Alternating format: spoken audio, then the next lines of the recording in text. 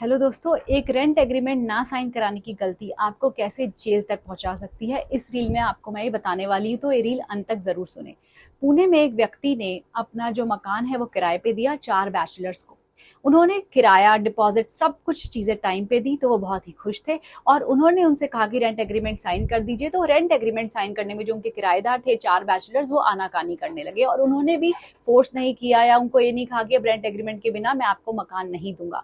उन्होंने लालच में आके चाबियां जो थी मकान की उन 4 बैचलर्स को दे दी और सब कुछ बिल्कुल ठीक चलता रहा और 2 महीने के बाद वो मकान खाली करके भी चले गए और किसी प्रकार की कोई परेशानी नहीं हुई। लेकिन कुछ समय बाद उस व्यक्ति के घर पे पुलिस आती है और वो ये कहते हैं कि जो 4 बैचलर्स थे जो रहते थे वहां पे, उन्होंने क्या किया कि उन्होंने कंपनी खोली उसी एड्रेस पर और वहां से उन्होंने कंपनी को चलाया और 10 लाख रुपए का चूना लगा दिया लोगों को।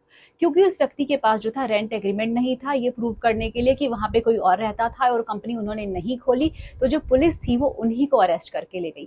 तो दोस्तों, आप समझ रहे हैं कि कितना ज्यादा जरूरी है रेंट एग्रीमेंट साइन कराना, ये प्रूफ होना कि आपके कोई किराएदार हैं और वो आपके मकान पे रह रहे हैं, वो मकान आपका है, या उनका कोई आइडेंटिटी प्रूफ या आधार कार्ड आपके पास हो। ये चीजें कितनी ज्यादा जरूरी हैं। तो अगर आप भी कोई अपनी मकान जो है रेंट पे देने की सोच रहे हैं तो ये प्रूफ पूरा तैयार रखें और इस रील को अपने जानने वालों से शेयर जरूर करें। धन्यवाद।